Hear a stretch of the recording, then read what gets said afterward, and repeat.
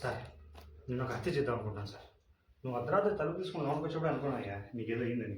నేను అర్జెంటుగా డాక్టర్ దగ్గరకో భూత వైద్యుల దగ్గరకో పంపించాను. సార్ నన్ను అపార్థం చేసుకోకండి సార్. నేను చెప్పేది వినండి సార్. నువ్వు చెప్పు సార్. నేను ఒక శవాన్ని తీసుకొని మళ్ళీ ఇంకోసారి దాన్ని హత్య చేస్తాను సార్. లాభం లేదయ్యా. నీకు ఖచ్చితంగా మామూలు దెయ్యం పట్టలేదు, కాశ్మీర దెయ్యం పట్టింటుంది. సార్ ప్లీజ్ సార్ నేను చెప్పేది వినండి సార్. చెప్పు సార్. అదొక శవమని, దాన్ని నేను చంపుతున్నట్టుగా నటిస్తున్నానని ఆ ఫోటోలు తీసుకుని వాటి మన దగ్గర భద్రపరుచుకున్నాం.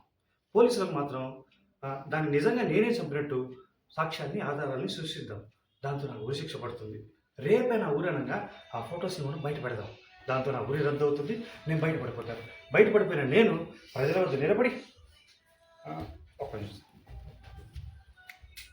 ప్రజలారా, ఒక్కరోజు ఆలస్యమైంటే ఏం జరుగుండేది?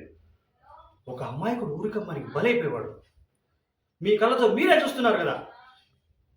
ఈ విధంగా ఎన్నో లక్షల మంది, వేల మంది, వందల మంది అమాయకులు ఊరికమ్మనికి బలైపోతున్నారు. దీనికి పరిష్కారం ఏమిటి?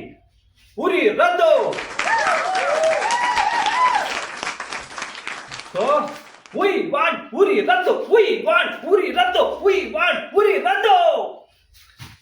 ఎలా సార్?